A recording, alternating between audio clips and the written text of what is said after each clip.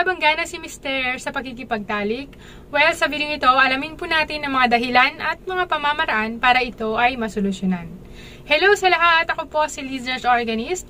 Isa po akong nurse na magbibigay ng mga health tips sa inyo na makakatulong sa inyong tamang desisyon. Kung makikinabang po kayo sa mga videos ko, don't forget to like, comment, share, subscribe. Click nyo rin po yung bell icon at pindutin nyo po yung all para every time na ako mag-upload, manonotify po kayo ng YouTube.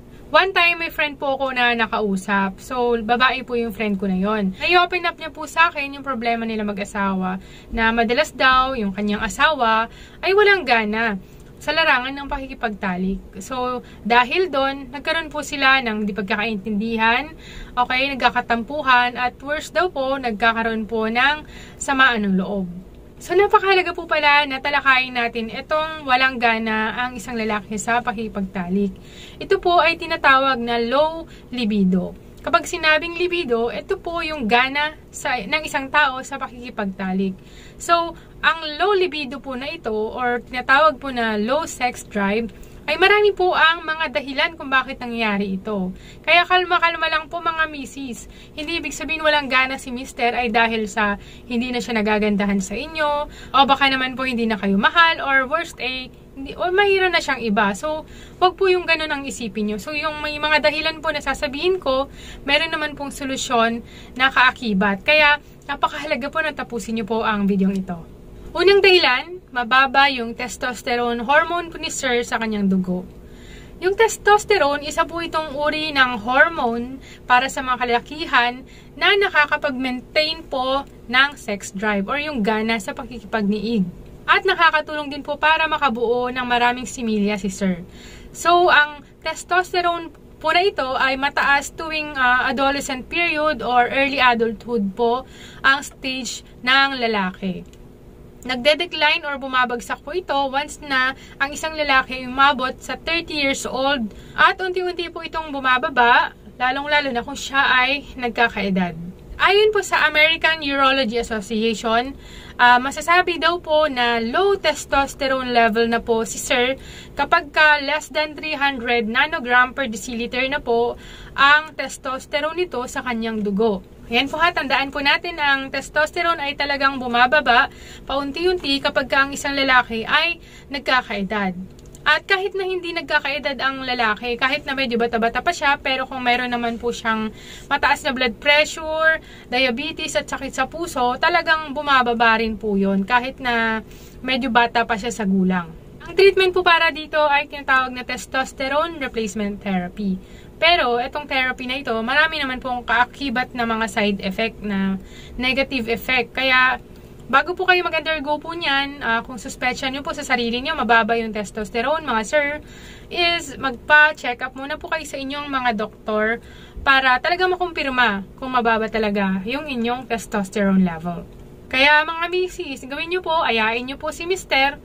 Okay, magpa-check up po kayo. Pakuha kayo ng dugo para malaman kung anong level yung testosterone ni Sir. Pangalawang nagiging dahilan kung bakit walang gana si Sir sa pakikipagtalik is gamot or medication. Alam niyo po kasi napakaraming gamot na mga maintenance medication na ang side effect is low sex drive or low libido. Example po dyan, yung gamot sa sakit sa puso, anticonvulsants, tinatawag na antipsychotics, antidepressant, yan. Maraming mga gamot po dyan na ang side effect ay decreased libido. So, kung nagme-maintenance po kayo ng mga gamot, siguro mga ma'am, akayin po ninyo ang inyong mga asawa para magpa-follow-up check-up. Sabihin nyo po sa inyong mga doktor na, Dok, ang aking asawa bumaba or humina yung gana niya sa pakikipagtalik. Hindi kaya side effect ito ng minimaintain niyang gamot sa sakit sa puso or sa high blood? Yan. So, ang gagawin po ng inyong mga doktor, kakausapin po kayo, okay? Pwedeng palitan yung inyong mga maintenance na gamot para hindi po ganon ang magiging side effect. Nakakawalang gana rin po sa pakikipagtalik kung ang isang tao ay may tinatawag na depresyon. Pag sinabing depresyon, ito po yung extreme sadness, pagkamalungkutin ng sobra. Kasi kapag depressed ang isang tao, talaga namang mababa rin yung kanyang libido or yung gana niya. Pag sa pakikipagtalik, sabay po yung nangyayari. So, advice ko lang po sa mga may asawa na napapansin po natin na ang asawa natin ay makikita natin na sobrang may kalungkutang pinagdadaanan, maaring dahil sa malalang sakit, o kaya kabiguan sa buhay, sa hanap buhay, maaring namatayan ng mga magulang or kamag-anak, talaga magdudulot po yan ng matinding kalungkutan. So, ang solusyon po dito mga ma'am ay pag-uusap. Dapat po kinakausap niyo po silang mabuti. At kung talagang malala yung kanilang pinagdaanan ay dapat magpakonsulta po sila sa mga psychologist para baka kailanganin niya po ng gamot para dito. At higit sa lahat, sa mga sir at mga ma'am na nakakaranas po ng depression, ang pinakamaganda or the best na solution po dyan is laging manalangin sa Panginoong Diyos. Sapagkat kung ibibigay mo po or ihahayag mo po sa Panginoong Diyos ang lahat ng iyong mga problema, mababawasan yung dinadala mo kahit papano. Okay? Tsaka bukod sa palagiang pananalangin at pagtitiwala sa Panginoong Diyos, yung bonding ng mag-asawa ay napakahalaga po talaga para ma-maintain yung open communication, yung intimacy, at yung mabuting pagsasama po ninyong dalawa. Pangatlong dahilan ng dulot ay kawalang gana sa talik. Ito po yung tinatawag na malalang karamdaman. Baka si sir ay may pinagdaraan ng karamdaman na sakit sa puso, sakit sa atay, sa baga, at iba't iba pa. Okay, makakapagdulot po yun ng kawalang gana sa pakikipagtalik. Lalo na kung sa matagal na panahon nakakaranas po sila ng mga pain sa kanilang katawan. Example po ng mga sakit, baka may arthritis, may cancer, chronic fatigue syndrome, diabetes, sakit sa puso, sakit sa bato, lahat po yan is talagang makakapagdulot po ng low sex drive.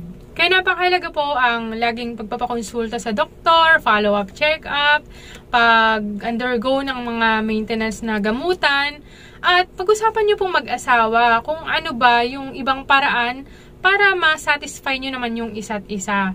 Napakahalaga po kasi na kahit meron po kayong sakit na pinagdadaanan is talagang naibibigay nyo pa rin yung inyong mga obligasyon sa inyong mga asawa.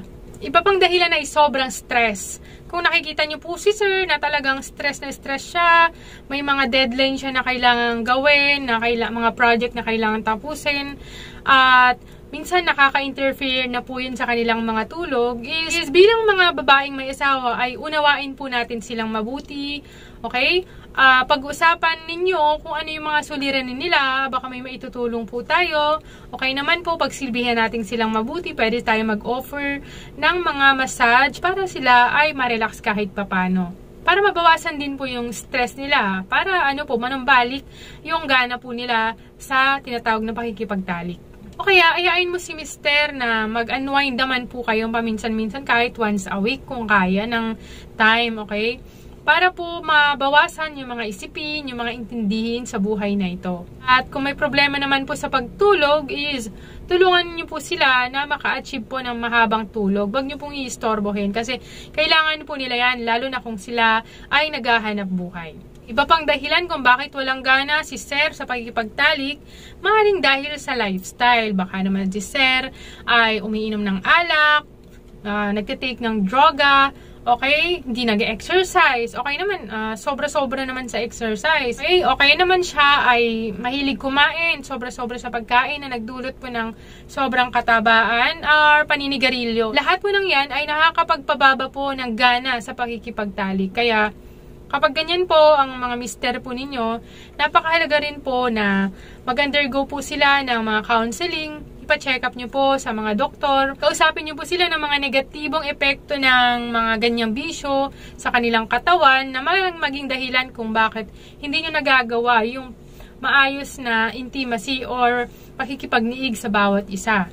Ang pagtatalik ng mag-asawa ay napakalaking impact para po mapanatili or mapaigting yung init ng kanilang pagmamahalan. Para maiwas po sa tinatawag na pakikipaghiwalay balang araw. Yan, as a summary for this vlog, ang kawalan ng gana ng lalaki sa talik or low libido or low sex drive ay marami ang iba't ibang dahilan kung bakit ito nangyayari. Huwag po nating sisihin si sir or masyadong pagdudahan na baka hindi ka na mahal or baka may iba na siya.